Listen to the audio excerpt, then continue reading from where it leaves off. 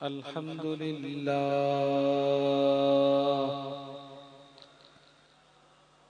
لله نحمده ونستعينه ونستغفره ونؤمن به ونتوكل عليه ونعوذ بالله من شرور أنفسنا ومن سيئات أعمالنا من يهده الله فلا مضل له ومن يضلله فلا هادي له ونشهد أن لا إله إلا الله وحده لا شريك له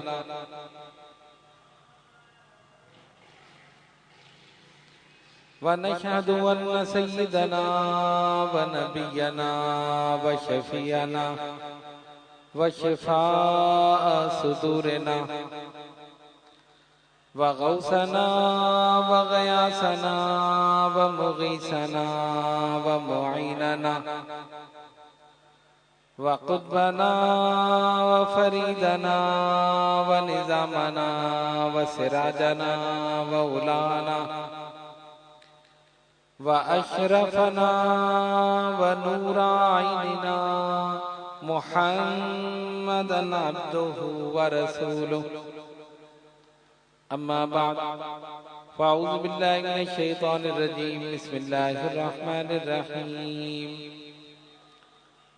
قل هو الله أحد الله الصمد لم يلد ولم يولد ولم يكن له كفوا أحد صدق اللہ العلی العظیم۔ بارگاہ رسالت میں درود پاک کا نذرانہ پیش کی۔ اللہم صلی علی سیدنا و مولانا محمد وعلی آل سیدنا و مولانا محمد و اصحاب سیدنا و مولانا محمد وبارک وسلم صلاۃ و سلاما علیک یا رسول اللہ۔ الحمدللہ واڈلہ سید جماعت کے زیر اہتمام ہر سال کی طرح اس سال بھی محرم الحرام کے سلسلے میں یہ محافل منعقد ہو رہی ہیں۔ گزشتہ سالوں میں بھی آپ حضرات بڑے ذوق اور شوق کے ساتھ تشریف لائے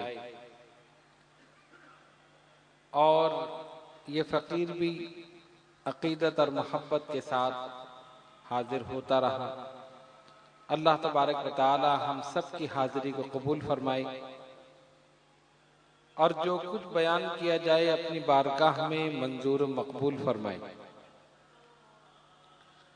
آج کی ہماری اس تقریر کا عنوان ہے عقیدہ توحید۔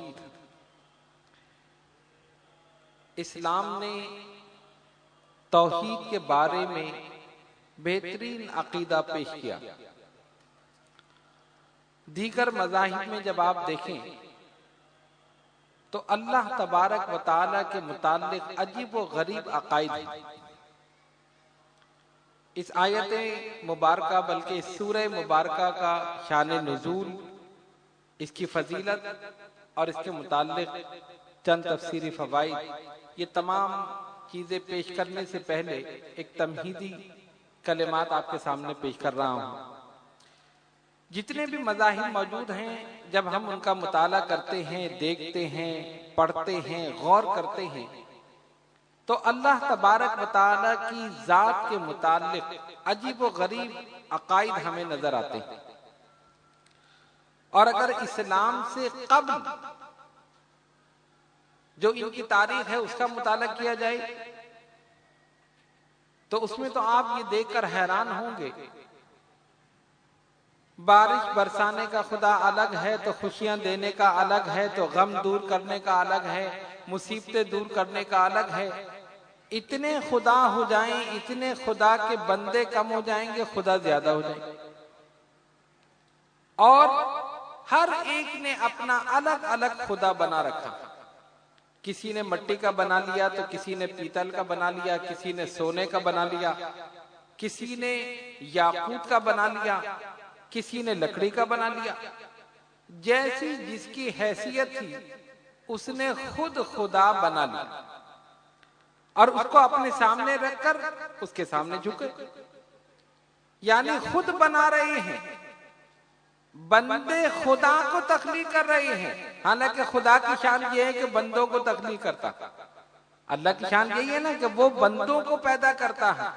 یہاں الٹا معاملہ ہے.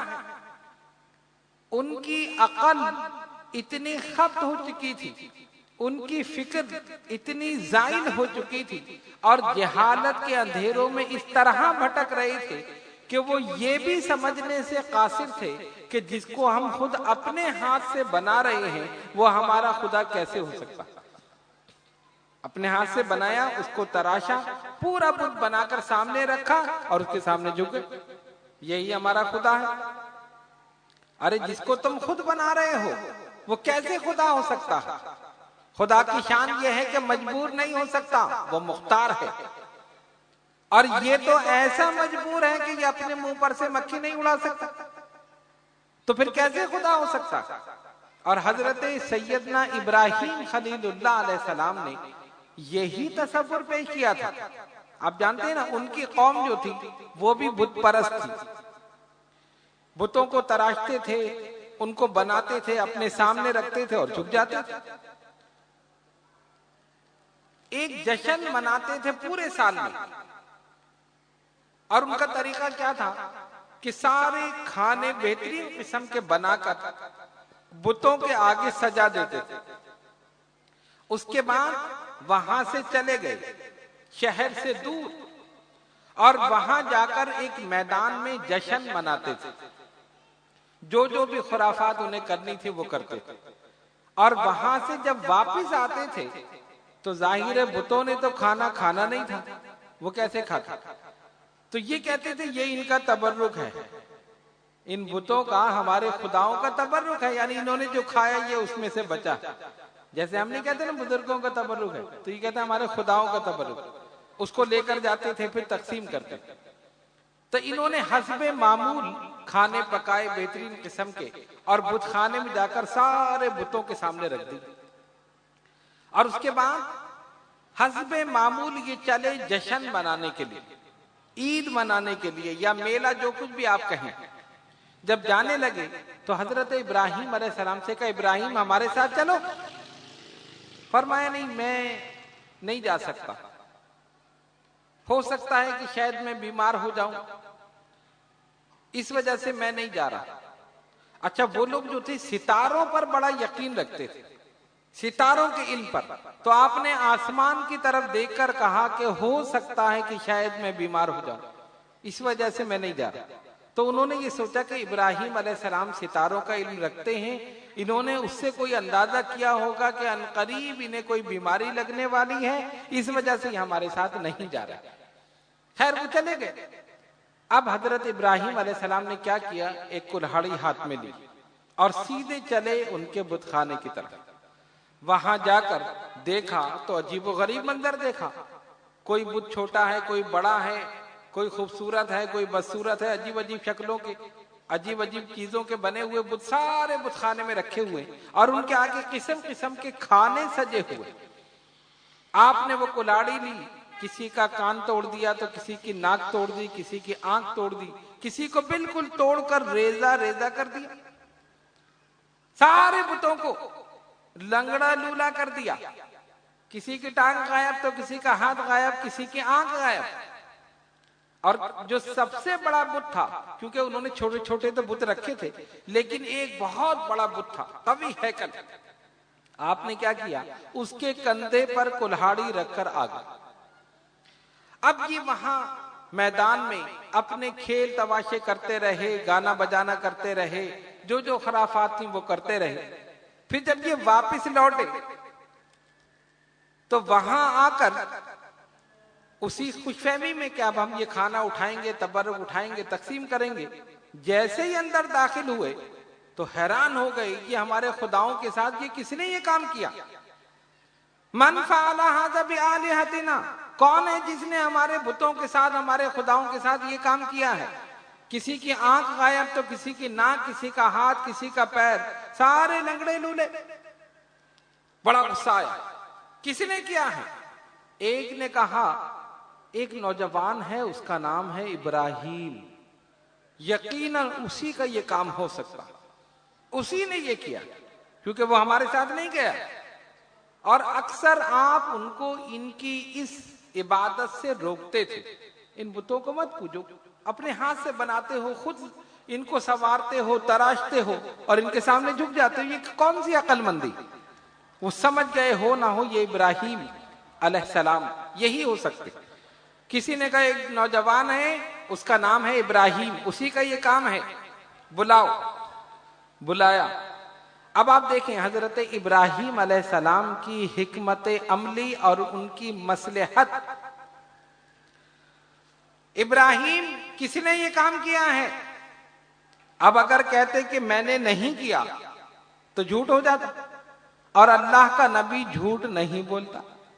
اللہ کا نبی تو آتا ہی سچ کو پھیلانے کے لیے، سچائی کی تعلیم دینے کے لیے، تو نبی اگر خود جھوٹ بولے معاذ اللہ تو دوسروں کو کیسے سچ کی تعلیم دے؟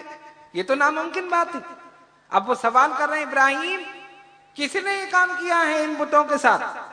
تو آپ نے کیسا حکمت معاب جواب دیا، یعنی جو ان سے کہلوانا چاہتے تھے آپ نے وہی جملہ استعمال کر دیا۔ اب انہوں نے پوچھا نا کسی نے یہ کام کیا ہے؟ کہا یہ جو سب سے بڑا بت ہے جس کے کندھے پر کلہاڑی رکھی ہے، اس سے پوچھو، کہیں ایسے تو نہیں اسی نے کیا ہو، کندھے پر اسی کے کلہاڑی رکھی۔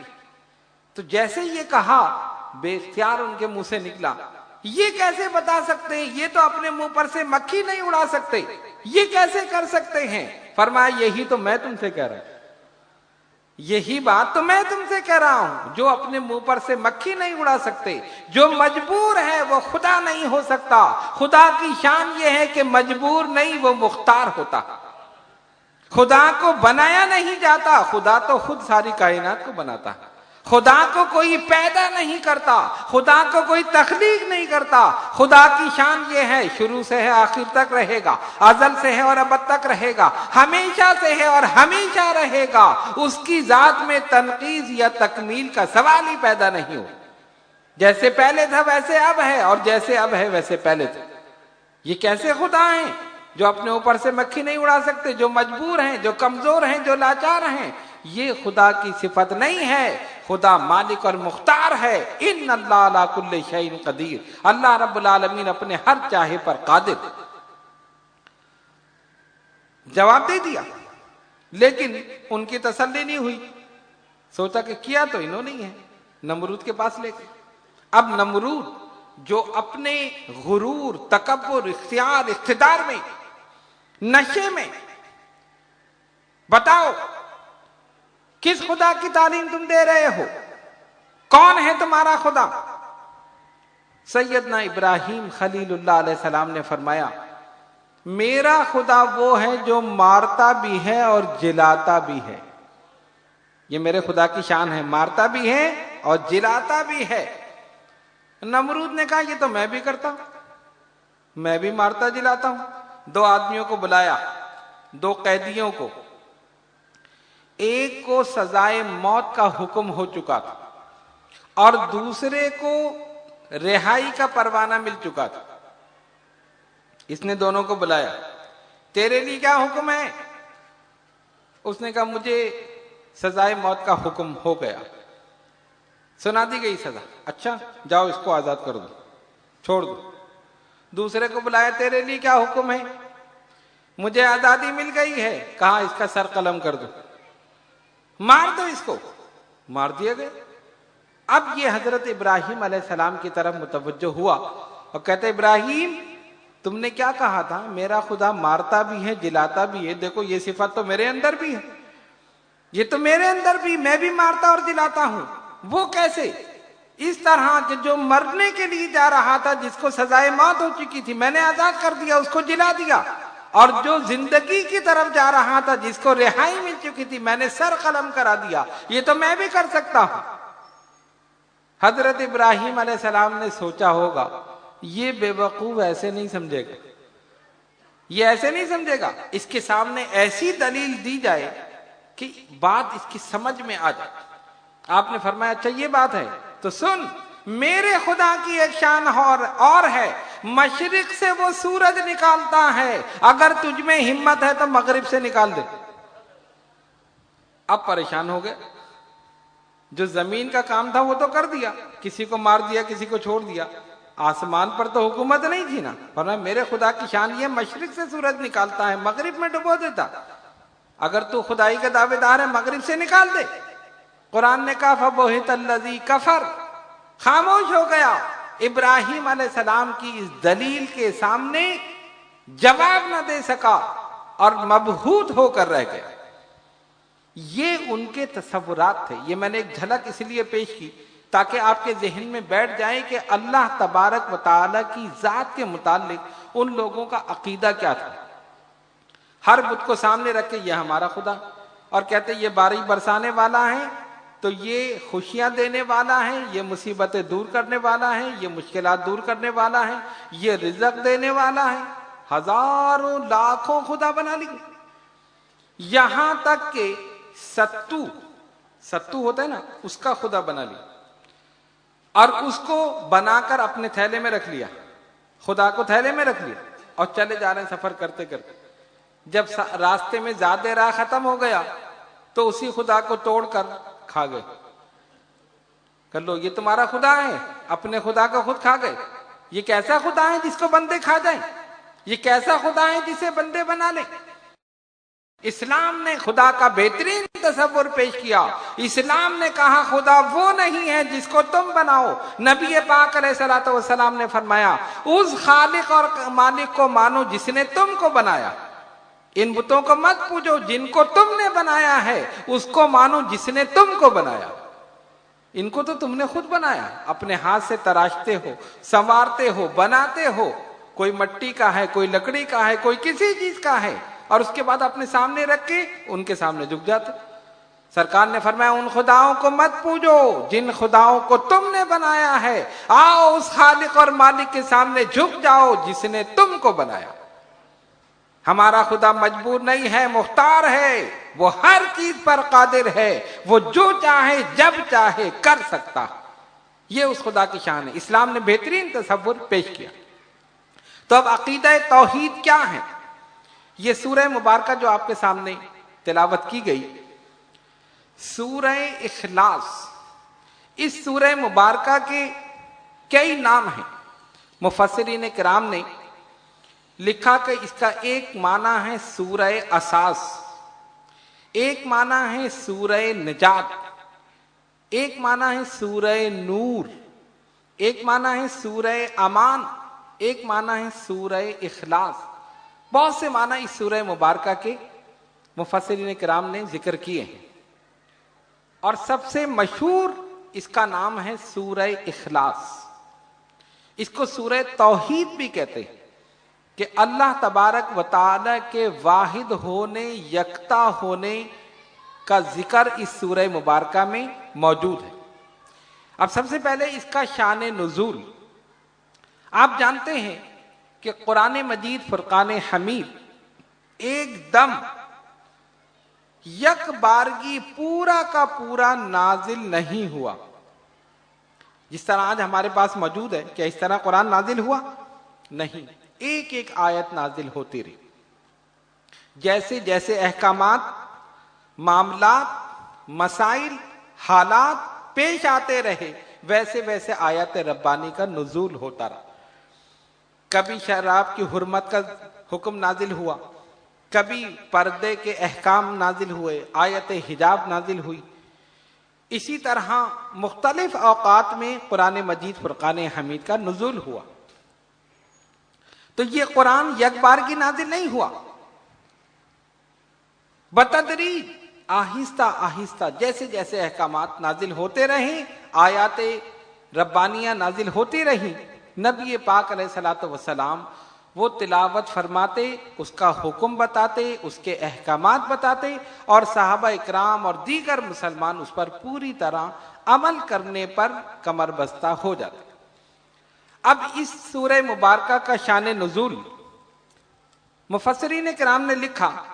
सबसे पहले इसका तर्जुमा, अल्लाह फरमाता है कुल हुवल्लाहु अहद।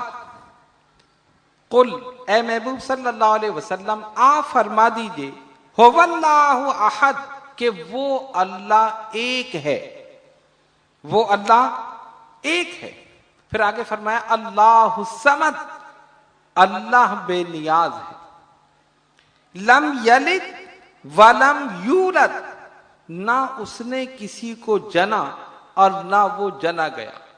वलम यकुल लहू कुफुवन अहद, और कोई उसके बराबर हमसरी वाला नहीं, कोई उसके बराबर हमसरी वाला नहीं, कोई उसकी बराबरी करने वाला नहीं है। वो वाहिद है, अहद है, यकता है, अकेला है, अपनी जात में भी और अपनी सिफात में भी। ये इन आयत बय्यिनात का तर्जुमा है। बाज ने लिखा कि ये सूरह मुबारका मक्का मुअज़्ज़मा में नाजिल हुई और बाज मुफस्सिरीन ने लिखा कि मदीना तैयबा में नाजिल हुई। लेकिन अक्सर के कौल यही है कि इसका नुज़ूल मक्का मुअज़्ज़मा में हुआ। अबुल आलिया उबई बिन काब रज़ियल्लाहु ताला अन्हु से रिवायत करते हैं कि मुशरिकीन का एक गिरोह नबी पाक अलैहिस्सलातु वस्सलाम की बारगाह में हाजिर हुआ और उसने आकर पूछा, ए मोहम्मद सल्लल्लाहु अलैहि वसल्लम, जिस रब पर ईमान लाने का आप हुक्म दे रहे हैं उसका नसब नामा बयान कीजिए, उसका नसब नामा बयान कीजिए ताकि हमें उसकी पहचान हो जाए। किसने कहा? मुशरिकीन ने। और किससे कहा? नबी पाक अलैहिस्सलातु वस्सलाम से। तो जब उन्होंने ये कहा उस वक्त इस सूरह मुबारका का नुज़ूल हुआ। एक कौल। दूसरी रिवायत शोबी हजरत जाबिर रज़ियल्लाहु ताला अन्हु से रिवायत करते हैं कि एक आराबी नबी पाक अलैहिस्सलातु वस्सलाम की खिदमत में हाजिर हुआ और आकर कहता है नबी पाक अलैहिस्सलातु वस्सलाम से अपने रब का नसब नामा बयान कीजिए। वो कहते हैं जब उसने ये सवाल किया सरकार खामोश रहे, उस वक्त ये सूरह मुबारका सूरह इखलास नाजिल हुई। तीसरी रिवायत अबी वाइल हजरत इब्ने मसूद रज़ियल्लाहु ताला अन्हु से रिवायत करते हैं, कहते हैं कि कुरैश ने एक दफा अल्लाह तबारक व तआला के प्यारे हबीब सल्लल्लाहु अलैहि वसल्लम से ये फरमाइश की कि हमारे सामने अपने रब का नसब नामा बयान कीजिए। इन तीनों रिवायात से ये पता चलता है कि ये सूरह मुबारका मक्का मुअज़्ज़मा में नाजिल हुई, क्योंकि मुशरिकों ने और कुरैश ने जो सवाल पूछा था वो मक्का मुअज़्ज़मा में पूछा था। हजरत अता हजरत इब्ने अब्बास रज़ियल्लाहु ताला अन्हुमा से रिवायत करते हैं कि जब नजरान के नसारा का वफ्द हुजूर की बारगाह में आया, उन्होंने आकर कहा, है मोहम्मद सल्लल्लाहु अलैहि वसल्लम अपने रब की हकीकत बताइए, वो जबरजुद का है, याकूत का है, मरजान का है, सोने का है, चांदी का है, किस चीज का बना हुआ है। अब जरा सा गौर करें, वो लोग ये सवाल क्यों कर रहे हैं? इसलिए कर रहे हैं कि उनके खुदा इसी तरह बने हुए थे। मैंने बताया ना कि वो सोने का खुदा बना लेते, चांदी का बना लेते, याकूत का बना लेते, मट्टी का, लकड़ी का, जिसकी जैसी हैसियत होती, जो जैसा चाहता वैसा खुदा बनाकर अपने सामने रख लेते। तो जब नबी पाक अलैहिस्सलातु वस्सलाम ने फरमाया कि देखो अल्लाह एक है, उसका कोई शरीक नहीं, और मैं मोहम्मद सल्लल्लाहु अलैहि वसल्लम अल्लाह का सच्चा रसूल हूं, तो उन्होंने ये सवाल किया سوال کیا ہے محمد صلی اللہ علیہ وسلم، جس رب کی طرف آپ ہمیں بلا رہے ہیں اس کا نسب نامہ بیان کیجئے تاکہ ہمیں اس کی پہچان ہو جائے، اور ہمیں یہ بتائیے کہ وہ کس چیز کا بنا ہوا ہے۔ آپ کا رب جو ہے معاذ اللہ وہ کیا یاقوت کا بنا ہوا ہے، یا سونے کا بنا ہوا ہے، یا چاندی کا بنا ہوا ہے، یا زبرجد کا بنا ہوا ہے، کس چیز کا بنا ہوا ہے؟ مفسرین کرام فرماتے ہیں اس وقت یہ سورہ مبارکہ نازل ہوئی۔ اللہ فرماتا ہے قل، اے محبوب صلی اللہ علیہ وسلم آپ فرما دیجئے، هو اللہ احد، کہ وہ اللہ ایک ہے، اللہ الصمد، اور اللہ بے نیاز ہے، لم یلد ولم یولد، نہ وہ جنا گیا نہ اس نے کسی کو جنا، ولم یکن لہ کفوا احد، اور کوئی اس کے برابر ہمسری والا نہیں ہے۔ سرکار دو عالم علیہ السلام نے ان کو جواب دیا، فرمایا یہ ساری چیزیں جو ہیں میرا رب ان میں سے کسی کا بنا ہوا نہیں، وہ تو ان تمام چیزوں کا خالق ہے، وہ تو ان تمام چیزوں کا بنانے والا ہے۔ ان چیزوں سے کیا بننے لگا؟ اس نے ان ساری چیزوں کو پیدا کیا ہے، کائنات میں جتنی چیزیں ہیں یہ سب میرے رب کی تخلیق ہے، اسی نے یہ ساری کائنات بنائی ہے، وہ ان میں سے کسی چیز کا بنا ہوا نہیں، وہ تو ان تمام چیزوں کا خالق ہے، تمام چیزوں کا خالق ہے۔ تب آپ نے دیکھا کہ اس کے شان نزول کیا ہے۔ اب ایک اور بات قابل غور ہے، اللہ نے کیا فرمایا؟ اس آیت کا پہلا لفظ، اس سورہ مبارکہ کا پہلا لفظ کیا ہے؟ کیا ہے پہلا لفظ؟ قل۔ قل کے معنی آپ فرما دیجئے، اے محبوب صلی اللہ علیہ وسلم آپ فرما دیجئے۔ کیا فرما دیجئے؟ هو اللہ احد، کہ وہ اللہ ایک ہے۔ سوال یہ پیدا ہوتا ہے کہ قل کہنے کی ضرورت کیا تھی؟ قل کہنے کی ضرورت کیا تھی؟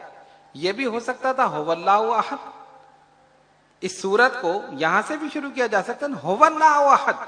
جب کافر سوال کر رہے تھے تو اللہ تعالیٰ فرما دیتا وہ اللہ ایک ہے۔ نہیں، اے محبوب آپ فرما دیجئے وہ اللہ ایک ہے۔ کیوں؟ قل کیوں کہا؟ اگر وہ خود کہتا تب بھی بات مکمل ہو جاتی نا، هو اللہ احد، وہ اللہ ایک ہے۔ نہیں، اس سے پہلے قل کہا، اے محبوب آپ فرمائیے کہ وہ اللہ ایک ہے۔ کیوں؟ یہاں پر اللہ کی توحید کا ذکر ہے۔ اس کے کئی جواب ہیں، ایک جواب تو یہ ہے، ایک حکمت اور ایک نکتہ تو یہ ہے قل کہنے کا، اپنے محبوب سے کہلوانے کا، اے محبوب آپ فرما دیجئے وہ اللہ ایک ہے۔ گویا خالق کائنات یہ بتانا چاہتا تھا یہاں میری توحید کا ذکر ہے، محبوب میری توحید تم بیان کرو گے، تمہاری رسالت میں بیان کروں۔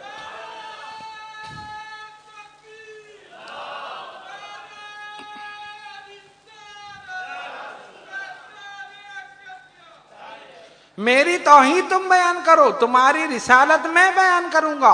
یہاں میری توحید کا ذکر ہے، لہذا محبوب تم فرما دو هو اللہ احد، کہ وہ اللہ ایک ہے، وہ واحد ہے، احد ہے، یکتا ہے، اکیلا ہے، اپنی ذات میں بھی اور اپنی صفات میں بھی۔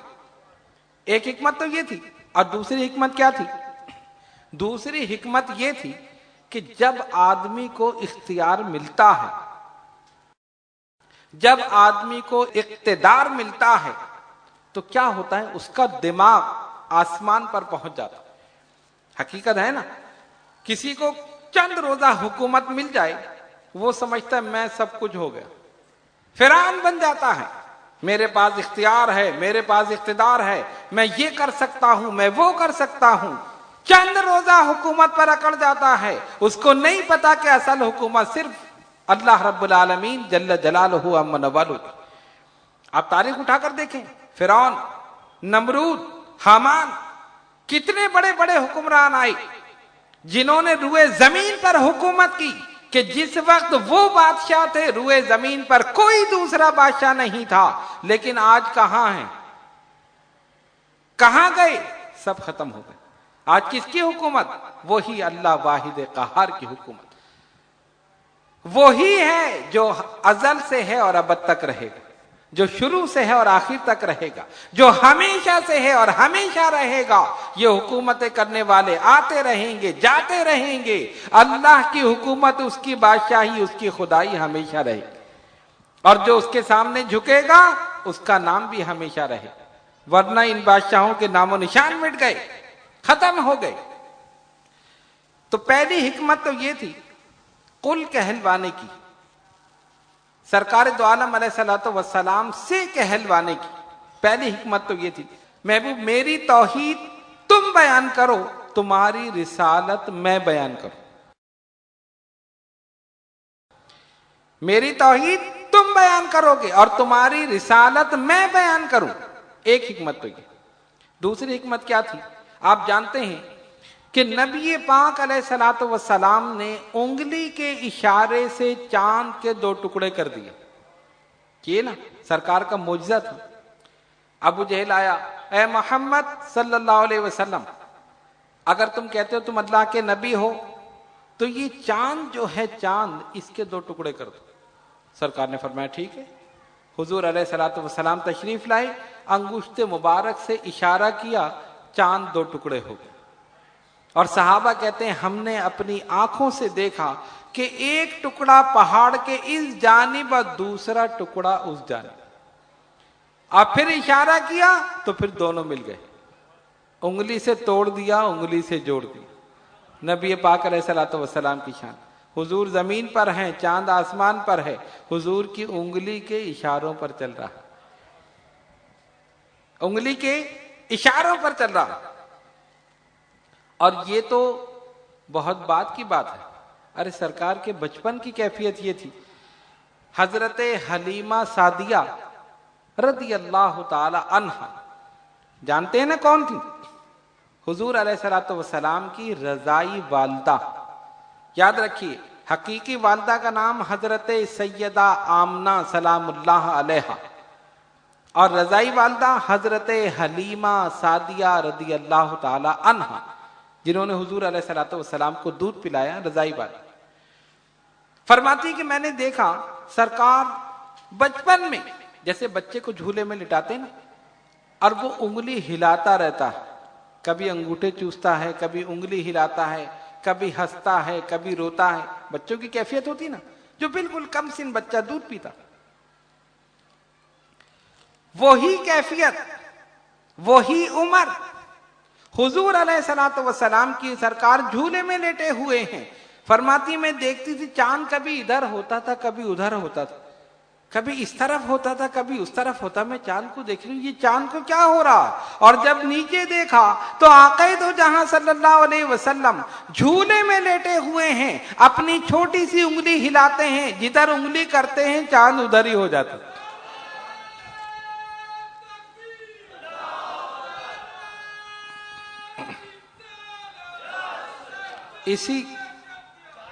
اسی کو امام اہل سنت نے لکھا، فرماتے ہیں چاند جھک جاتا جدھر انگلی اٹھاتے مہد میں، کیا ہی چلتا تھا اشاروں پر کھلونا نور کا، کیا ہی چلتا تھا اشاروں پر کھلونا نور کا۔ ادھر انگلی ہلا رہے ہیں، ادھر چاند ہل رہا۔ تو یہ تو بچپن کا واقعہ تھا۔ اور اس وقت جب ابو جہل نے کہا، نبی پاک علیہ الصلوۃ والسلام نے انگشت مبارک کا اشارہ کیا، چاند 2 ٹکڑے ہو گیا۔ صحابہ نے کہا کہ ہم نے دیکھا ایک ٹکڑا پہاڑ کے اس جانب، ایک ٹکڑا دوسری جانب، اور جب اشارہ کیا تو پھر دونوں ٹکڑے مل گئے۔ اسی طرح مولا کائنات حضرت علی شیر خدا رضی اللہ تعالیٰ عنہ کی نماز عصر قضا ہو گئی، مقام صحبہ میں سرکار نے اشارہ کیا، سورج واپس پلٹ آیا۔ اختیار ہے نا، نبی کے اختیار ہے زمین پر اور حکم آسمان پہ چل رہا ہے، زمین پر حکم آسمان پہ چل رہا۔ دوسری وجہ یہ تھی، حضور علیہ الصلوۃ والسلام سے کہلوانے کی، محبوب تم کہو، اس لیے اے محبوب صلی اللہ علیہ وسلم، آپ زمین پر ہوتے ہوئے چاند کے 2 ٹکڑے کر رہے ہیں، زمین پر ہوتے ہوئے سورج کو واپس پلٹا رہے ہیں، زمین پر ہوتے ہوئے آپ کے انگشت مبارک سے پانی کے چشمے جاری ہو رہے ہیں۔ ارے آپ کے اتنے معجزات ہیں، کہیں ان معجزات کو دیکھ کر یہ لوگ آپ کو خدا نہ کہہ دیں۔ اس لیے اس تمام معجزات کے باوجود، اس تمام اختیار کے باوجود، اس تمام اقتدار کے باوجود آپ اللہ کی وحدانیت کا اقرار کر لیجئے اور اس کے واحد اور یکتا ہونے کا اعلان کر دیجئے، تاکہ لوگ آپ کو خدا نہ کہیں، خدا کا حبیب کہیں۔ خدا نہ کہیں، خدا کا حبیب کہیں۔ قل هو اللہ احد، اے محبوب تم یہ فرما دو کہ وہ اللہ ایک ہے۔ یہ حکمت تھی، ورنہ لوگ کہتے ہیں نا، ارے انہوں نے تو چاند کے 2 ٹکڑے کر دیے، سارے اختیار تو ان کے پاس ہے، یہ تو خدا ہے۔ ان لوگ کیفیت یہی تھی نا، اتنے کم عقل تھے، جو اپنے ہاتھ سے بت بنا کر اس کے سامنے جھک جائے، اس سے زیادہ کم عقل اور کون ہو سکتا؟ سورج کو دیکھا، کہا یہی خدا ہے، چاند کو دیکھا تو کہا یہی خدا ہے، اور سرکار کی حکومت سورج اور چاند پر بھی۔ یہ حکمت تھی اپنے محبوب علیہ الصلوۃ والسلام سے کہلوانے کی۔ قل هو اللہ احد، اے محبوب آپ فرما دیجئے کہ وہ اللہ ایک ہے، واحد ہے، احد ہے، یکتا ہے، اکیلا ہے۔ اچھا دوسرا جملہ کیا ہے؟ هو اللہ احد۔ احد کے معنی ایک، احد کے معنی ایک، اور واحد کے معنی، واحد کی کیا معنی؟ ایک۔ جب دونوں کے معنی ایک ہیں تو یہاں پر واحد کیوں نہیں استعمال کیا، احد کیوں استعمال کیا؟ دونوں کے معنی ایک ہے نا، احد کے معنی بھی ایک اور واحد کے معنی بھی ایک، تو یہ بھی تو ہو سکتا تھا نا، هو اللہ واحد، ہو سکتا تھا نا، معنی تو وہی ہوتے۔ محبوب آپ فرما دیجئے وہ اللہ واحد ہے، ایک ہے۔ واحد کا لفظ استعمال نہیں کیا، احد کا لفظ استعمال کیا۔ قل هو اللہ احد، وہ اللہ ایک ہے۔ کیوں؟ مفسرین کرام نے لکھا واحد کے معنی بلا شبہ ایک ہے اور احد کے معنی بھی بلا شبہ ایک ہے، لیکن واحد کے معنی ایک جس کے معنی ہے کہ اس کے بعد دوسرا، اور احد کے معنی ایسا ایک جس کے بعد دوسرا ہو ہی نہیں سکتا۔ سمجھ گئے؟ اب بات سمجھ میں آئی؟ اب آپ گنتی گنتے ہیں نا، عربی کی گنتی، واحد، اثنان، ثلاثہ، اربع، خمسہ، آتی ہے کسی کو؟ نہیں، 1 2 3 تو سب کو یاد ہوگی، واحد اثنان کسی کو یاد نہیں۔ 1 2 3 سب کو یاد ہے۔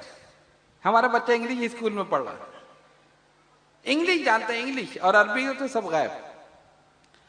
تو واحد وہ ایک ہے جس کے بعد دوسرا ہو، اور احد وہ واحد ہے جس کے بعد دوسرا ہو ہی نہیں سکتا۔ یعنی اللہ تبارک و تعالی ایسا واحد ہے کہ وہ واحد ہونے میں بھی یکتا، واحد ہونے میں یکتا ہے، نہ کوئی اس کی صفات میں اس کا شریک ہے اور نہ کوئی اس کی ذات میں اس کا شریک ہے۔ اس لیے واحد کا لفظ استعمال نہیں کیا، کیا لفظ استعمال کیا؟ احد۔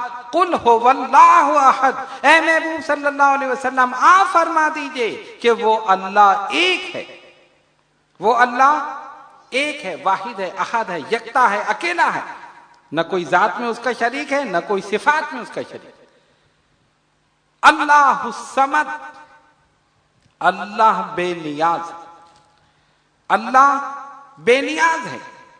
بعض مفسرین نے لکھا کہ صمد کے معنی سردار، کسی نے لکھا کہ صمد کے معنی مشکلات میں جس کی طرف رجوع کیا جائے، مصیبتوں میں جس کا دامن تھاما جائے۔ یہ سب اللہ تبارک و تعالیٰ کی صفات۔ انسان پکارتا ہے نا، مصیبت میں، پریشانی میں، مشکلات میں کس کو پکارتا ہے؟ اللہ تبارک و تعالیٰ کو پکارتا ہے۔ لیکن انسان کی کیفیت بھی عجیب ہے، جب مشکل پڑتی ہے تو پکارتا ہے، اور جب مشکل دور ہو جاتی ہے تو پھر چھوڑ دیتا ہے، نمازیں بھی چھوڑ دیتا ہے، روزے بھی چھوڑ دیتا ہے، دیگر احکامات بھی چھوڑ دیتا ہے، پھر وہ اپنے کھیل تماشوں میں، لہو و لعب میں، دنیا میں ملوث ہو جاتا ہے۔ اور یہ میں نہیں کہہ رہا، قرآن مجید فرقان حمید میں اللہ رب العالمین جل جلالہ و عم نوالہ خود فرما رہا، انسان کی کیفیت بیان کی جا رہی ہے۔ اللہ تبارک و تعالی انسان کی کیفیت بیان کر رہا ہے کہ اس کا حال کیا ہے۔ قرآن کہتا ہے اذا مس الانسان ضر دعانا لجنبہ او قائدا او قائما، جب ہم کوئی مشکل اسے پہنچاتے ہیں، کوئی مصیبت تکلیف میں یہ انسان مبتلا ہوتا ہے تو کیا کرتا ہے؟ او قائدا او قائما، کبھی جھکتا ہے یعنی کبھی بیٹھتا ہے، کبھی کھڑا ہوتا ہے، قیام کرتا ہے۔ فلما کشفنا عنہ ضرہ مر، اور جب وہ تکلیف ہم اس سے دور کر دیتے ہیں کأن لم یدعنا، تو ایسا ہو جاتا ہے جیسے اس نے ہمیں پکارا ہی نہیں، ایسا ہو جاتا ہے جیسے اس نے ہمیں پکارا ہی نہیں۔ یہ حقیقت ہے، انسان کی کیفیت یہی ہے، کوئی مصیبت آئی، کوئی پریشانی آئی، فوراً نمازیں شروع، فوراً دعائیں شروع، وظائف پڑھ رہا ہے، رو رہا ہے، گڑ گڑا رہا ہے، اور جب مصیبت دور ہو گئی نمازیں بھی چھوڑ دی، روزے بھی چھوڑ دی، ساری چیزیں چھوڑ دی، اب تو مصیبت دور ہو گئی، اب کیا ضرورت۔ حالانکہ ہونا یہ چاہیے کہ جس رب کو مشکل میں تم نے پکارا ہے، جس رب کو مصیبت میں پکارا ہے، اسی رب کو راحت میں بھی پکارو، اسی رب کو سکون میں بھی پکارو، اسی رب کو خوشی اور مسرت میں بھی پکارو، جس کو غم میں پکارا ہے اس کو خوشی اور مسرت میں بھی پکارو۔ تو جو چین میں، امن میں، سکون میں اور خوشی میں اللہ تبارک و تعالیٰ کو پکارتا ہے، اللہ تبارک و تعالیٰ اس سے مشکلات کو دور فرما دیتا۔ سمجھ گئے بات؟ تو اللہ الصمد، اللہ بے نیاز ہے، لم یلد ولم یولد۔ انہوں نے جو یہ سوال کیا تھا نا نبی پاک علیہ الصلوۃ والسلام سے کہ رب کا نسب نامہ بیان کیجئے، نسب نامہ جانتے ہیں نا کیا ہوتا؟ یہ دادا ہے تو پھر اس کا بیٹا ہے تو پھر پوتا ہے، پھر پڑ پوتا ہے، یہ پورا ایک شجرہ ہوتا ہے نا، تو اس کو کہتے ہیں نسب نامہ۔ پتہ چلتا ہے یہ آدمی کس برادری سے تعلق رکھتا ہے، یہ واڈلہ سید جماعت سے تعلق رکھتا ہے یا آجک برادری سے تعلق رکھتا ہے۔ اب بات سمجھ میں آ گئی نا، میں بالکل آسان کر دوں تاکہ بات ذہن میں بیٹھ جائے۔ تو یہ شجرہ آپ کہیں یا نسب نامہ کہیں، وہ پورا ایک ترتیب کے ساتھ ہوتا، پردادا پھر دادا پھر باپ پھر بیٹا پھر پوتا پھر پڑ پوتا، یہ پورا نسب نامہ ہے نا۔ تو کافروں نے جو اللہ تعالیٰ کے متعلق سوال کیا، اے محمد صلی اللہ علیہ وسلم آپ اپنے رب کا نسب نامہ بیان کیجئے، تو وہ بے وقوف کیا سمجھ رہے تھے؟ وہ یہ سمجھ رہے تھے کہ نسب نامہ اسی طرح ہوگا کہ ان کا رب ہوگا تو پھر معاذ اللہ اس کا کوئی باپ ہوگا، تو پھر معاذ اللہ اس کا کوئی دادا ہوگا، اسی لیے سوال کر رہے ہیں اپنے رب کا نسب نامہ بیان کیجئے۔ انسب لنا ربک یا محمد صلی اللہ علیہ وسلم، اے محمد صلی اللہ علیہ وسلم ہمارے سامنے اپنے رب کا نسب نامہ بیان کیجئے۔ تو اس آیت میں ان کے اس سوال کی تردید کر دی گئی۔ قرآن نے کہا لم یلد ولم یولد، نہ اس نے کسی کو جنا اور نہ وہ جنا گیا، نہ اس نے کسی کو جنا اور نہ وہ جنا گیا، یعنی نہ وہ پیدا ہوا نہ اس نے کسی کو پیدا کیا۔ نسب نامہ کہاں سے ہوگا؟ ارے یہ تو مخلوق کے لیے ہے اور وہ خالق، یہ مخلوق کے لیے ہے، یہ نسب نامہ، یہ شجرے، یہ ساری چیزیں، یہ تو ہم مخلوق ہیں نا ہمارے لیے۔ تب جبکہ اللہ تبارک و تعالی ان تمام چیزوں سے بے نیاز ہے، ان تمام چیزوں سے بے نیاز ہیں۔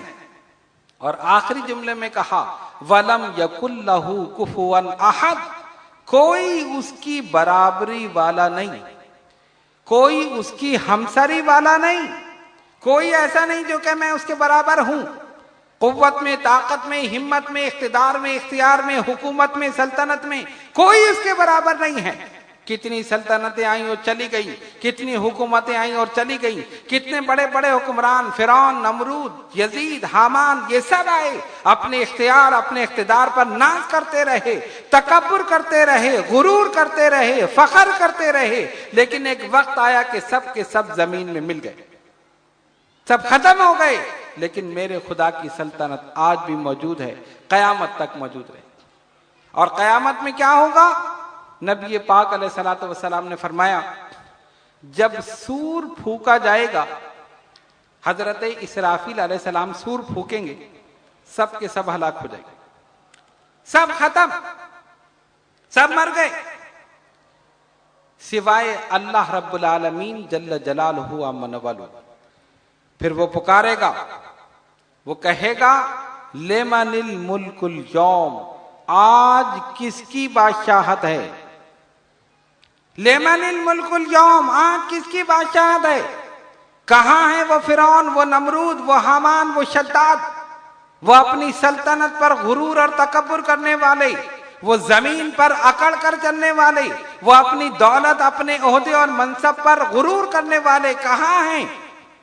لمن الملک اليوم، کوئی نہیں جو جواب دے۔ کون جواب دے؟ سب فنا ہو چکے، سب ختم ہو چکے۔ سرکار فرماتے ہیں جب کوئی جواب نہیں آئے گا پھر وہ خالق کائنات خود جواب دے گا۔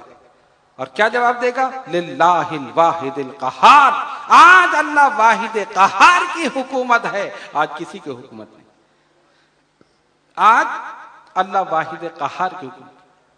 اسی لیے کسی نے لکھا بڑے پیارے انداز میں، اللہ تبارک و تعالی کی شان بیان فرمائی۔ شاعر لکھتا ہے سبھی خوبی سبھی تعریف ہے اللہ کو زیبا، بزرگی ہے اسی آقا ہے عالی جاہ کو زیبا، وہ ہے سارے جہانوں کا خدائے برتر و بالا، برابر ساری مخلوقات کا ہے پالنے والا، برابر ساری مخلوقات کا ہے پالنے والا، وہی روز قیامت کا اکیلا حکمراں ہوگا، کسی کا مشورہ ہوگا نہ کوئی درمیاں ہوگا، کسی کا مشورہ ہوگا نہ کوئی درمیاں ہوگا۔ تو اللہ تبارک و تعالیٰ کی شان کیا ہے؟ وہ اپنی ذات میں اور اپنی صفات میں واحد ہے، احد ہے، یکتا ہے، اکیلا ہے، نہ کوئی ذات میں اس کا شریک ہے، نہ کوئی صفات میں اس کا شریک ہے۔ تو آپ نے دیکھا کہ اسلام نے اللہ تبارک و تعالی کی ذات کا، توحید باری تعالی کا بہترین تصور پیش کیا، اور جتنے بھی باطل خدا تھے ان سب کو اور ان کے ماننے والوں کو، ان کی فکر کو باطل قرار دے دیا، اس کی تردید کر دی اور صحیح تصور دے دیا اللہ تبارک و تعالیٰ کی ذات کا۔ اسلام نے بتا دیا ان خداؤں کو مت پوجو جن کو تم نے بنایا ہے، اس خالق اور مالک کی عبادت کرو جس نے تم کو بنایا۔ خدا کی شان یہ ہے وہ شروع سے ہے آخر تک رہے گا، وہ ازل سے ہے ابد تک رہے گا، وہ ہمیشہ سے ہے اور ہمیشہ رہے گا، وہ مجبور نہیں ہے، مختار ہے، وہ جو چاہے کر سکتا۔ اور تمہارے خدا تو مجبور ہیں۔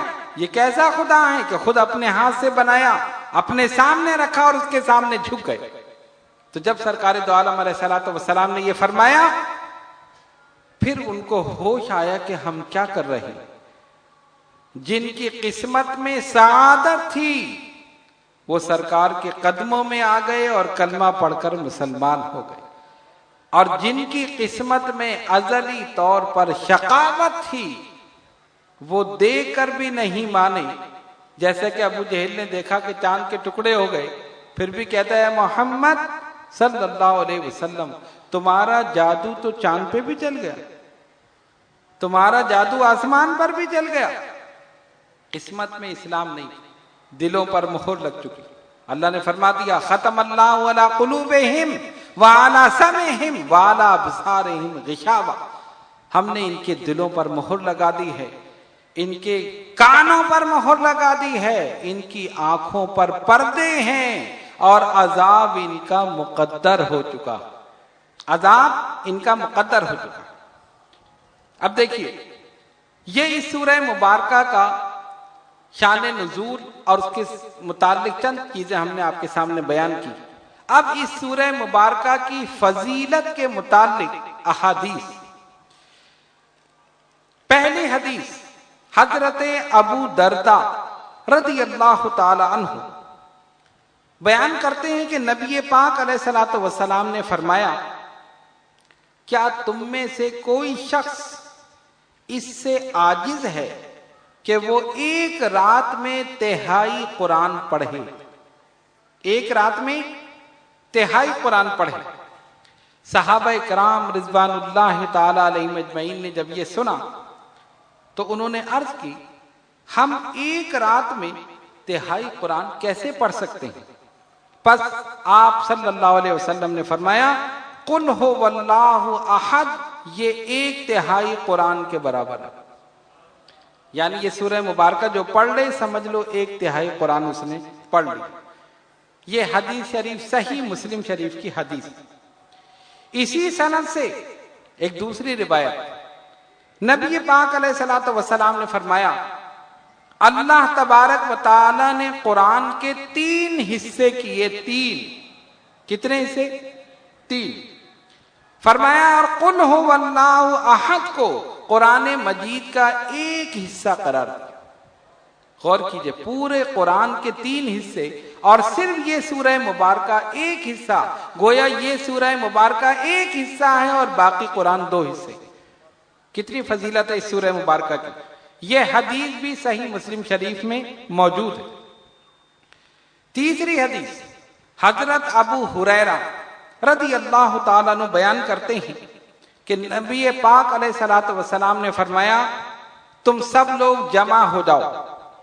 سب کے سب جمع ہو گئے۔ صحابہ کرام رضوان اللہ تعالیٰ علیہم اجمعین جنہوں نے سنا وہ جمع ہو گئے۔ پھر سرکار تشریف لائے، فرمایا میں تمہارے سامنے ایک تہائی قرآن پڑھوں گا۔ ایک تہائی قرآن۔ اب صحابہ جمع ہو گئے قرآن سننے کے لیے کہ حضور علیہ الصلوۃ والسلام ایک تہائی قرآن پڑھیں گے۔ سرکار تشریف لائے اور حضور نے کیا کیا؟ قل هو اللہ احد، یعنی پوری سورہ اخلاص پڑھی اور تشریف لے گئے۔ بات سمجھ رہے ہیں؟ فرمایا تم سب جمع ہو جاؤ۔ جب سب جمع ہو گئے فرمایا آج ہم تمہارے سامنے ایک تہائی قرآن پڑھیں گے۔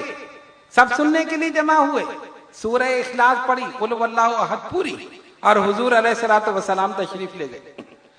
صحابہ نے کہا حضور نے تو فرمایا تھا ایک تہائی قرآن پڑھیں گے، اور سرکار نے تو خالی یہ سورت تلاوت کی اور حضور تشریف لے گئے۔ ہو سکتا ہے کہ آسمان سے کوئی حکم نازل ہوا ہو، یعنی کوئی وحی نازل ہوئی ہوگی کہ حضور علیہ الصلوۃ والسلام فوراً تشریف لے گئے۔ پھر کچھ دیر کے بعد نبی پاک علیہ الصلوۃ والسلام تشریف لائے۔ فرمایا میں نے تم سے کہا تھا کہ میں ایک تہائی قرآن پڑھوں گا؟ ہاں یا رسول اللہ صلی اللہ علیہ وسلم، آپ نے فرمایا تھا۔ فرمایا یہ سورت ایک تہائی قرآن ہے۔ یہ سورت ایک تہائی قرآن ہے۔ کون سی سورت؟ قل هو اللہ احد، سورہ اخلاص۔ چوتھی حدیث ام المومنین حضرت عائشہ صدیقہ رضی اللہ تعالی عنہا بیان فرماتی ہیں، رسول اللہ صلی اللہ علیہ وسلم نے ایک شخص کو ایک لشکر کے ساتھ بھیجا، اور وہ شخص جو تھا اپنے ساتھیوں کو نماز پڑھاتا تھا۔ امام ہوتا ہے نا، جیسے بہت سے لوگ ساتھ ہیں کہ چلے جی آپ امام بن جائیں، ہم آپ کے مقتدی بن جاتے ہیں۔ تو وہ شخص جو ان کے ساتھی تھے، لشکر والے تھے، ان کی امامت کرتے تھے نماز کی۔ ام المومنین فرماتی ہیں کہ ان کی کیفیت کیا تھی کہ جب وہ نماز پڑھاتے تھے تو سورت ملانے کے بعد آخر میں سورہ اخلاص پڑھتے تھے۔ جب بھی نماز پڑھاتے، اب آپ دیکھتے ہیں نا سورہ فاتحہ پہلے پڑھی جاتی، ہر رکعت میں کون سی سورت ہے جو ہر رکعت میں پڑھی جاتی؟ سورہ فاتحہ نا، کوئی اور تو نہیں پڑھتے۔ اور اس کے بعد کیا پڑھی جاتی؟ اس کے بعد نہیں پتا، کوئی سورت ملائی جاتی ہے نا اس کے بعد۔ بھائی سورہ فاتحہ تو لازم ہے، کمپلسری، ہر رکعت میں سورہ فاتحہ تو لازم ہے، ہر رکعت میں. اس کے بعد ہم کیا کرتے ہیں؟ کوئی سورت ملاتے ہیں. ٹھیک ہے نا. اب انہوں نے کیا کیا؟ جب امامت کی سورہ فاتحہ پڑھی، پھر کوئی سورت پڑھی، پھر آخر میں سورہ اخلاص پڑھی اس سورت کے ساتھ. پھر دوسری رکعت ہوئی، پھر سورہ فاتحہ، پھر کوئی سورت، پھر آخر میں سورہ اخلاص. اب لوگوں نے جب یہ دیکھا اور جب وہ لشکر واپس آیا تو شکایت کی نبی پاک علیہ الصلوۃ والسلام سے، سرکار یہ تو ایسا کرتے کہ سورت کے بعد ایک دوسری سورت پڑھتے ہیں. حضور علیہ الصلوۃ والسلام نے ان کو بلایا، ایسا کیوں کرتے ہو؟ جب تم نے سورہ فاتحہ پڑھ لی اور اس کے بعد سورت پڑھ لی تو پھر رکعت ہو جانی چاہیے، اس کے بعد پھر سورہ اخلاص. انہوں نے کیا کہا؟ اب سنو، صحابہ اکرام رضوان اللہ تعالی علیہم اجمعین کی عجیب عجیب کیفیت. یا رسول اللہ صلی اللہ علیہ وسلم، اس سورت میں رحمان کی صفت ہے، اس سورت میں رحمان کی صفت ہے، اس لیے میں اس کو پڑھنا پسند کرتا ہوں. سرکار نے فرمایا جاؤ ان سے کہہ دو کہ اللہ بھی تم سے محبت کرتا، اللہ بھی تم سے محبت کرتا. یہ حدیث بخاری شریف میں، صحیح مسلم میں اور سنن نسائی میں موجود. 5ویں حدیث حضرت انس رضی اللہ تعالیٰ عنہ اس کو روایت فرما رہے ہیں. فرما رہے ہیں انصار کے ایک شخص جن کا نام تھا حضرت کلثوم بن حدم رضی اللہ تعالی عنہ، ان کی بھی کیفیت یہ تھی کہ جب وہ نماز پڑھاتے تھے تو قل واللہ احد سے ابتدا کرتے تھے. یعنی پہلی روایت میں جن صحابی کا ذکر ہے وہ تو بعد میں پڑھتے تھے نا، یہ پہلے پڑھتے تھے اور اس کے بعد کوئی اور سورت ملاتے تھے. ہر رکعت میں یہی کرتے. یعنی سورہ فاتحہ پڑھی، سب سے پہلے سورہ اخلاص، پھر کوئی سورت، اس کے بعد پھر نماز. لوگوں نے کہا آپ ایسا کیوں کرتے؟ ایک سورت پڑھیں، یعنی سورہ فاتحہ جیسے پڑھی ہے تو اس کے بعد ایک سورت پڑھیں، یا اگر آپ سورہ اخلاص پڑھ رہے ہیں تو اس کے بعد پھر دوسری سورت ملانے کی کیا ضرورت؟ انہوں نے کہا مجھے اس سورت سے محبت، میں تو ایسے ہی کروں گا. اگر آپ چاہیں کسی اور کو امام بنا لیں، میں نہیں پڑھا رہا پھر نماز. لیکن متقی اتنے تھے، پرہیزگار اتنے تھے کہ لوگ ان کو اپنے سے افضل سمجھتے تھے اور ان کے علاوہ کسی کو امام بھی نہیں بنانا چاہتے تھے. ان کے تقوی کی وجہ سے، پرہیزگاری کی وجہ سے لوگ ان کو افضل سمجھتے تھے. تو ان کا میں تو ایسے ہی کروں گا، مجھے اس سورت سے محبت ہے، آپ چاہیں تو کسی اور کو امام بنا لیں. خاموش ہو گئے. خیر یہ واپس آئے. جب واپس آئے اب پہنچے سب بارگاہ رسالت صلی اللہ علیہ وسلم. شکایت کر یا رسول اللہ صلی اللہ علیہ وسلم یہ ایسا کرتے ہیں نماز میں، اور جب ہم نے ان سے کہا تو کہتے ہیں کسی اور کو امام بنا لو. میں تو ایسے ہی کروں گا، میں یہی سورت ہر رکعت میں پڑھوں. سرکار نے فرمایا پوچھو ان سے. پوچھا، انہوں نے یہی جواب دیا. سرکار دو عالم علیہ الصلوۃ والسلام نے بلایا، کہا اس سورت کو لازماً پڑھنے کا سبب کیا ہے؟ یعنی تم جو بار بار یہ پڑھ رہے ہو سورہ اخلاص، قل هو اللہ احد، اس کا سبب کیا ہے؟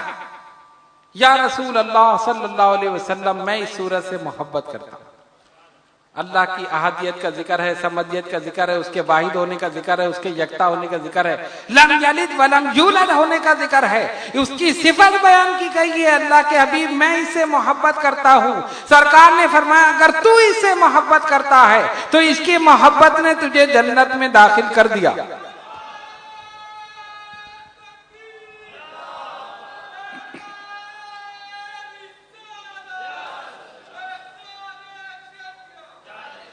اگر تو اس سے محبت کرتا ہے تو اس کی محبت نے تجھے جنت میں داخل کر دیا. یہ نہیں فرمایا داخل کرے گی، داخل کر دیا. اس سے پتہ چلا اگر انسان کسی سورت سے محبت کرے، قرآن مجید فرقان حمید کی کسی سورت سے محبت کرے، اس کو پڑھے، اپنے ورد میں رکھے، مسلسل پڑھتا رہے، اس کو یقین کر لینا چاہیے کہ وہی سورت اسے جنت میں لے جانے کے لیے کافی، جنت میں لے جانے کے لیے کافی۔ اسی طرح ایک صحابی حضرت ابو ذر غفاری رضی اللہ تعالی عنہ ایک دن آ رہے ہیں سامنے سے، حضرت جبریل علیہ السلام سرکار کے پاس موجود، عرض کرتے ہیں یا رسول اللہ صلی اللہ علیہ وسلم، حضور ابو ذر آ رہے ہیں، ابو ذر۔ سرکار سے کہ یا رسول اللہ ابو ذر آ رہے ہیں۔ فرمایا جبریل تم ابو ذر کو کیسے جانتے ہو؟ یا رسول اللہ میں جانتا ہوں، انہیں آسمان کے سارے فرشتے جانتے ہیں۔ کیوں جانتے ہیں؟ یا رسول اللہ صلی اللہ علیہ وسلم ابو ذر کو آسمان کے فرشتے اس لیے جانتے ہیں کہ یہ کثرت کے ساتھ سورہ اخلاص پڑھتے ہیں، کثرت کے ساتھ سورہ اخلاص پڑھتے ہیں، اس لیے آسمان کے سارے فرشتے ابو ذر غفاری کو جانتے ہیں۔ سمجھ گئے؟ یہ سورہ اخلاص کی فضیلت ہے۔ اب سورہ اخلاص پڑھو گے یا نہیں پڑھو گے؟ پڑھو گے، لیکن ایسا نہیں کرنا ہر رکعت میں یہی پڑھنا شروع کر دو، کوئی اور سورت بھی پڑھنا۔ ہاں اس کے علاوہ اس کا ورد کرنا چاہو تو کر سکتے۔ اس کے علاوہ اگر کوئی چاہے کہ اس سورہ اخلاص کو پڑھے، 1000 مرتبہ روز بھی پڑھ سکتا ہے، 500 مرتبہ بھی روز پڑھ سکتا ہے عشاء کے بعد۔ اور ایک اور بات بتا دوں کہ اگر کوئی بھی خاص کام ہو، کوئی مشکل ہو، کوئی پریشانی ہو، تو 3 روز تک 1000 مرتبہ سورہ اخلاص پڑھے اور اول آخر درود شریف 11 مرتبہ پڑھے، انشاءاللہ اس کی برکت سے سب مسئلہ حل ہو جائے۔ آزمودہ نسخہ ہے، بزرگان دین اور یہ کاملین کا بتایا ہوا نسخہ ہے۔ 1000 مرتبہ سورہ اخلاص، 1 گھنٹہ لگے گا، زیادہ دیر نہیں لگے گا۔ لیکن اب کسی کو بتاؤ تو کہتے پورا پڑھیں یا آدھا پڑھیں؟ میں نے کیا قل کرو گے بیٹھ کے؟ خارے قل نہیں کرنا ہے، پورا قل هو اللہ احد اللہ الصمد لم یلد ولم یولد ولم یکن لہ کفوا احد، کر کے دیکھ لو یقین کے ساتھ، اللہ تبارک و تعالی اس کی برکت سے، اس کے وسیلے سے ساری مشکلات کو دور کر دے گا۔ 1/3 قرآن ہے، معمولی بات نہیں ہے۔ سرکار نے فرمایا 1/3 قرآن سناؤں گا، اور حضور علیہ الصلوۃ والسلام تشریف لائے، سورہ اخلاص کی تلاوت کی، چلے گئے۔ صحابہ حیران ہیں، حضور نے تو فرمایا 1/3 قرآن، پھر تشریف لائے، ہم نے تم سے کہا تھا 1/3 قرآن، ہاں یا رسول اللہ، کہا یہی سورت 1/3 قرآن۔ یہ شان ہے سورہ اخلاص کی۔ اس لیے جو شخص اگر اس کو اپنا وظیفہ بنا لے، اس دنیا میں بھی کامیاب، آخرت میں بھی کامیاب۔ اور یہ بات بالکل اتھینٹک ہے کہ قرآن مجید فرقان حمید کی جتنی صورتیں ہیں، اگر آپ ان میں سے کسی ایک صورت کو اپنا معمول بنا لیں، کسی ایک صورت کو، اس میں کوئی تخصیص نہیں کہ سورہ اخلاص ہی ہو، سب سے چھوٹی صورت آپ انا اعطینٰ لے لیں، 3 آیتیں ہیں، انا اعطیناک الکوثر فصلی لربک وانحر، اور آگے شکر ہے یاد ہے، انا شانئک ھو الابتر۔ کتنی چھوٹی صورت، اگر اسی کو اپنا معمول بنا لیں تو اللہ تبارک و تعالیٰ اس کی برکتیں نازل فرماتا ہے، اور اس سورت کی برکت سے انسان نہ صرف دنیا میں بلکہ قبر میں بھی وہی سورت پڑھتا ہے، اور حشر میں بھی اس کی وجہ سے اس کی بخشش ہو جاتی ہے۔ روایت میں آتا ہے حضور علیہ الصلوۃ والسلام کے ایک صحابی سفر کر رہے، کرتے کرتے گئے ایک مقام پر، رات ہو گئی، خیمہ لگا دیا، جب سونے کے لیے لیٹے تو سورہ ملک پڑھنے کی آواز آ رہی، تبارک الذی بیدہ الملک وہو علی کل شیء قدیر الذی خلق الموت والحیات لیبلوکم ایکم احسن عملا، پوری سورہ ملک۔ اب بہت پیاری آواز میں کوئی تلاوت کر رہا، اٹھ کے بیٹھ گئے، چاروں طرف دیکھا، آواز کہاں سے آ رہی؟ آواز آ رہی ہے، پڑھنے والا نظر نہیں آ رہا۔ ساری رات آواز آتی رہی، سنتے رہے، نیند تو ویسے ہی غائب ہو گئی۔ بھئی اگر آواز آئے اور نظر نہ آئے، جس کی آواز آ رہی ہے وہ نظر نہیں آئے تو آپ کیا کریں گے؟ آپ تو ڈر کے بھاگ جائیں گے۔ وہ تو صحابی رسول سے بیٹھے رہے، سنتے رہے اور سمجھ گئے ہوں گے یقیناً کوئی نہ کوئی ہے۔ صبح ہوئی، خیمہ اٹھایا، چلے پہنچے بارگاہ مصطفیٰ صلی اللہ علیہ وسلم۔ یا رسول اللہ صلی اللہ علیہ وسلم فدا کا امی و ابی، سرکار میرے ماں باپ قربان۔ میں سفر کرتے کرتے ایک مقام پر پہنچا، رات ہو گئی، میں نے خیمہ لگا دیا، لیٹ گیا، لیکن جب لیٹا تو سورہ ملک پڑھنے کی آواز آ رہی، میں اٹھ کر بیٹھ گیا۔ کوئی تھا جو بہت ہی پیاری آواز میں سورہ ملک کی تلاوت کر رہا، بہت پیاری آواز۔ میں سو نہیں سکا، پوری رات میں جاگتا رہا، صبح ہو گئی، میں نے خیمہ لپیٹا اور پھر میں آ گیا۔ اب سنو اپنے آقا صلی اللہ علیہ وسلم کا جواب۔ سرکار نے کیا فرمایا؟ کون سا مقام تھا؟ انہوں نے بتایا، حضور علیہ الصلوۃ والسلام نے فرمایا، ہاں وہاں ہمارے ایک صحابی کی قبر ہے، وہ زندگی میں پابندی سے سورہ ملک پڑھا کرتا تھا، آج قبر میں بھی پڑھ رہا ہے۔ زندگی میں پڑھتا تھا، قبر میں بھی پڑھ رہا ہے۔ پتہ چلا کہ جو قرآن کو اپنا معمول بنا لے، قرآن کریم کی کسی سورت کو اپنا معمول بنا لے، پابندی کے ساتھ پڑھتا رہے، اللہ کا کرم یہ ہوگا کہ قبر میں بھی پڑھے گا، انشاءاللہ حشر میں بھی اسی کی وجہ سے اس کی نجات ہو جائے گی، اسی کی وجہ سے نجات ہو جائے گی۔ اس لیے ہم مسلمانوں کو چاہیے کہ قرآن مجید فرقان حمید کی کسی نہ کسی سورت کو اپنا معمول ضرور بنا۔ اور یاد رکھیے، اتنا قرآن یاد کرنا ہر مسلمان مرد، عورت، عاقل اور بالغ پر فرض ہے، لازم ہے کہ جس سے وہ اپنی نماز صحیح ادا کر سکے۔ اتنا قرآن فرض ہے، لازم ہے، اور اس سے زیادہ ہو تو سبحان اللہ، اور آپ کر سکتے ہیں۔ اور عمر کی قید نہیں ہے کہ آپ سوچیں میں بوڑھا ہو گیا، میں قرآن کہاں پڑھوں۔ ہر عمر کا آدمی پڑھ سکتا ہے، اس میں کوئی شرم نہیں ہونی چاہیے۔ اگر کسی نے بچپن میں نہیں پڑھا، جوانی میں پڑھ لے، جوانی میں نہیں پڑھا، بڑھاپے میں پڑھ لے۔ سرکار نے فرمایا، جس دل میں قرآن کا کوئی حصہ محفوظ نہیں ہے، وہ اجڑے ہوئے گھر کی طرح۔ پھر کچھ لوگ کہتے ہیں ہم سے پڑھا نہیں جاتا۔ ہر آدمی روانی سے نہیں پڑھ سکتا نا، کوئی اٹک اٹک کے پڑھتا ہے، کوئی روانی سے پڑھتا ہے۔ اس کے متعلق بھی آقا کا ارشاد سن لو۔ فرمایا میرے آقا صلی اللہ علیہ وسلم نے، ایک شخص ہے جو روانی سے قرآن پڑھتا ہے، اور ایک شخص ہے جو اٹک اٹک کے پڑھتا ہے، یعنی اس کی زبان میں لکنت ہے، اس کو پڑھنے میں پریشانی ہے، دشواری ہے، پھر بھی وہ پڑھ رہا ہے، تو جو روانی سے پڑھتا ہے اسے 1 اجر ملے گا، اور جو اٹک اٹک کے پڑھ رہا ہے، پڑھنے میں دشواری ہے، پھر بھی پڑھتا ہے، اسے 2 اجر ملے گا۔ یہ شان ہے نبی پاک علیہ الصلوۃ والسلام۔ دونوں کو خوشخبری دے دی، دونوں کو خوشخبری دے دی۔ یہیں سے پتا چل گیا کہ قرآن اللہ تبارک و تعالیٰ کی ایسی عظیم و شان کتاب ہے، ہر عمر کا انسان پڑھ سکتا ہے۔ اب بتاؤ قرآن پڑھو گے یا نہیں پڑھو گے؟ سارے نہیں پڑھیں گے میرے خیال، سارے پڑھیں گے نا؟ ہاں۔ فجر کے بعد اگر صرف 1 صفحہ ہم لوگ پڑھ لیں، زیادہ نہیں، صرف 1 صفحہ روزانہ معمول بنا لیں، فجر کی نماز پڑھیں اور 1 صفحہ پڑھیں، اس کے بعد اس کو بند کر کے رکھ دیں۔ مرد، عورت، بچے، جہاں تک میری آواز پہنچ رہی ہے، جو لوگ دیکھ رہے ہیں، تقریر سن رہے ہیں، فجر کے بعد روزانہ صرف 1 صفحہ پڑھیں، اس کے بعد بند کر دیں، دعا کر لیں۔ میں پورے یقین کے ساتھ کہتا ہوں، اگر ہم یہ معمول بنا لیں، آدھے سے زیادہ پریشانیاں ہماری دور ہو جائیں گی۔ اس لیے کہ جہاں قرآن کی تلاوت ہوتی ہے، رحمتوں کا نزول ہوتا ہے، برکتوں کا حصول ہوتا ہے۔ فرمایا میرے آقا صلی اللہ علیہ وسلم نے، جس گھر میں سورہ بقرہ پڑھی جاتی ہے، شیطان دور بھاگ جاتا ہے، شیطان دور بھاگ جاتا ہے۔ یہاں تو شیطان گھر میں ہی بیٹھا ہے، گھر میں ہی بیٹھا ہے، پڑھتے ہی نہیں، بھاگے گا کیا؟ اس کو بلا کے بٹھا لیا گھر میں۔ یہ ٹی وی جو شیطانی تو ہے۔ خیر بہرحال، اگر آپ پابندی سے پڑھیں تو رحمتیں، برکتیں آپ کے گھر میں ہی نازل ہو جائیں۔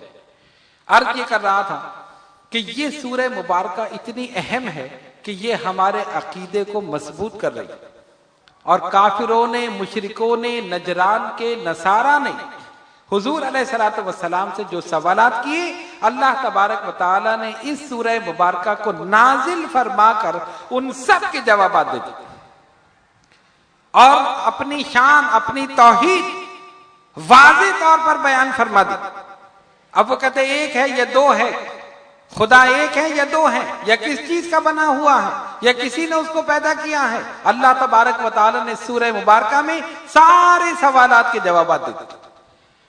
حضرت امام شافعی رضی اللہ تعالیٰ عنہ ایک جگہ سے گزر رہے ہیں، ایک بوڑھی عورت بیٹھی ہوئی چکی چلا رہی، چکی۔ فرمایا بڑی بھی یہ بتاؤ اللہ تبارک و تعالی موجود ہے یا نہیں ہے؟ وجود باری تعالیٰ کے متعلق سوال کیا بوڑھی عورت سے حضرت امام شافعی رضی اللہ تعالیٰ۔ اس نے کہا بالکل ہے۔ فرمایا دلیل؟ کہا یہ چکی ہے۔ یہ چکی کیسی دلیل ہے؟ کہا یہی دلیل ہے، اللہ تبارک و تعالیٰ کے وجود پر، اس کے موجود ہونے پر یہ چکی دلیل ہے۔ فرمایا کیسے؟ کہا دیکھیے جب میں چلاتی ہوں یہ چلتی ہے اور چھوڑ دیتی ہوں تو رک جاتی ہے۔ جب میں چلاتی ہوں نا چلتی ہے اور چھوڑ دیتی ہوں رک جاتی ہے۔ جب ایک معمولی چکی بغیر چلائے نہیں چل رہی، یہ کائنات کا نظام بغیر چلائے کیسے چل رہا ہے نا دلیل؟ جب یہ ایک معمولی سی چکی بغیر چلائے نہیں چل سکتی، یعنی کوئی چلانے والا نہ ہو تو نہیں چلے گی۔ جب میں چلاتی ہوں چلتی ہے، چھوڑ دیتی ہوں رک جاتی ہے، اس کا مطلب ہے کہ چلانے والا ضروری ہے۔ تو جب معمولی چکی بغیر کسی کے چلائے نہیں چل سکتی، تو یہ پوری کائنات کا نظام، سسٹم آف نیچر، سورج اپنے وقت پہ طلوع ہو رہا ہے، اپنے وقت پہ غروب ہو رہا ہے، چاند نکل رہا ہے، ستارے چمک رہے ہیں، ساری چیزیں ہیں۔ یہ اس بات کی دلیل ہے اس پورے نظام کے پیچھے کوئی ذات ہے جو اس نظام کو چلا رہی ہے، اور جو ذات چلا رہی ہے خالق کائنات کی ذات۔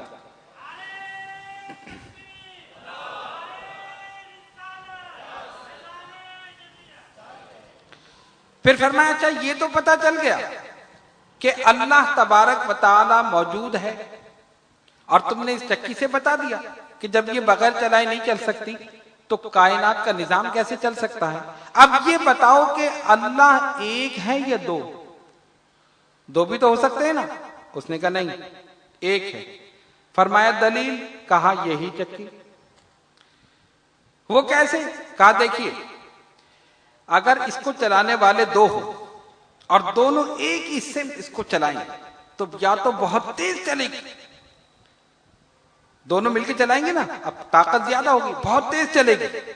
اور اگر مخالف سم چلائیں، ایک ادھر ایک ادھر، تو یا تو چلے گی نہیں، اگر دونوں کی طاقت برابر ہوگی تو نہیں چلے گی نا، ایک ادھر کر رہا ہے ایک ادھر، اور یا پھر ٹوٹ جائے گی۔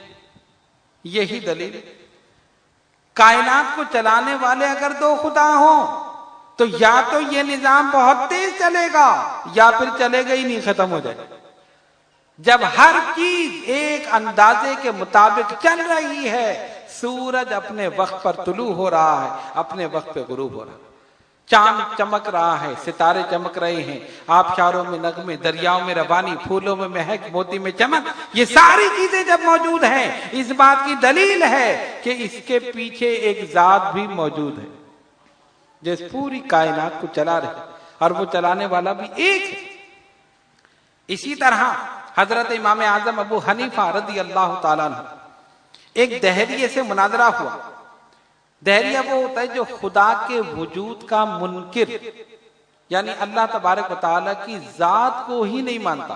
ایسے بھی لوگ ہیں نا، اب آپ دیکھیں نا کتنے لوگ ہیں، کچھ ہیں جو صحابہ کو نہیں مانتے، کچھ ہیں جو اہل بیت کو نہیں مانتے، کچھ ہیں جو بزرگان دین کو نہیں مانتے، کچھ ہیں جو رسول اللہ صلی اللہ علیہ وسلم کو نہیں مانتے، اور کچھ ایسے بھی ہیں جو خدا کو ہی نہیں مانتے، خدا کو ہی نہیں مانتے۔ دہریے بالکل کہتے ہیں یہ کائنات تو ایک اتفاق ہے، ایک حادثہ ہے، اس کی وجہ سے وجود میں آ گئی، بنانے والا کوئی نہیں۔ تو وہ دہریہ امام اعظم ابو حنیفہ سے مناظرہ کرنے کے لیے تیار، میں مناظرہ کروں۔ فرمایا ٹھیک۔ لوگ جمع ہو گئے، آپ تاخیر سے پہنچے اور جانا تھا تو بیچ میں دریا تھا۔ اب ظاہر ہے دریا عبور کرنے کے لیے کشتی کی ضرورت، کشتی میں آدمی بیٹھے پھر دریا پار کرے پھر اس طرف جائے۔ وہاں پہنچے، اس نے کہا جناب پہلے بتائیے آپ نے دیر کیوں لگائی؟ فرمایا بھائی مسئلہ یہ ہے جب میں آ رہا تھا تو راستے میں دریا تھا اور دریا کو کشتی کے بغیر عبور نہیں کیا جا سکتا، ٹھیک ہے؟ جب میں پہنچا تو کشتی موجود نہیں تھی، اب میں حیران کہ میں کشتی موجود نہیں ہے، میں کیسے کشتی لاؤں، کہاں بیٹھوں، کیا کروں، دریا کو کیسے عبور کروں؟ میں نے دیکھا اچانک جو درخت لگا ہوا تھا خود بخود کٹنا شروع ہو گیا،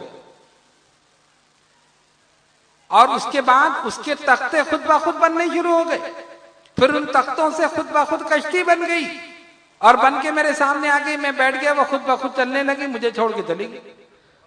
اس نے کہا نہیں یہ نہیں ہو سکتا، غلط بات، یہ کیا بات ہوئی؟ درخت خود بخود کٹ جائے گا، کسی اور کو بیوقوف بنائیے گا، تختے بن جائیں گے خود بخود، کشتی خود بخود بن جائے گی۔ فرمایا یہی تو ہم کہہ رہے ہیں تم سے، مناظرہ تو ہم جیت گئے، یہی بات تو تجھے سمجھانے آئے۔ اس نے کیا مطلب؟ کہا تم نے خود ہی تو کہا ہے ایک درخت خود بخود نہیں کٹ سکتا، تختے خود بخود نہیں بن سکتے، ایک معمولی کشتی خود بخود نہیں بن سکتی، پوری کائنات کیسے بن گئی؟ یہی میں تجھے سمجھانا چاہتا تھا، ایک معمولی کشتی خود بخود نہیں بن سکتی، پوری کائنات کیسے بن گئی؟ پتہ چلا اس کائنات کے پیچھے ایک ذات ہے، اور وہی ذات اللہ رب العالمین جل جلالہ عم نوالہ کی ذات، جس نے اس پوری کائنات کو بنایا ہے، اس کائنات کو سجایا ہے، اس کائنات کو نکھارا ہے، اس کائنات کو سنوارا ہے، وہ خالق کائنات کی ذات ہے۔ یہی تجھے بتانا چاہتے ہیں، کائنات خود بخود نہیں بنی ہے، بنانے والا موجود ہے، بنانے والا موجود ہے۔ تو اسلام نے اللہ تبارک و تعالیٰ کی ذات کے لیے بہترین عقیدہ ہم مسلمانوں کو دے دیا۔ کفار کے جتنے بھی عقائد تھے، اعتراضات تھے، سوالات تھے، سب کو باطل قرار دے دیا۔ کوئی بت کو خدا مان رہا ہے، کوئی چاند کو خدا مان رہا ہے، کوئی سورج کو مان رہا ہے، کوئی ہواؤں کو مان رہا ہے، کوئی آگ کو مان رہا ہے۔ آگ کو پوجنے والے بھی موجود ہیں، آگ کی پرستش بھی کرتے تھے، آگ کو بھی پوچھتے تھے یہ خدا ہے۔ چاند نکلا تو کہا یہ خدا ہے، سورج نکلا تو کہا نہیں اس کی روشنی زیادہ ہے یہ خدا ہے۔ ہر کسی چیز کو دیکھ کر خدا ماننا شروع کر دیا۔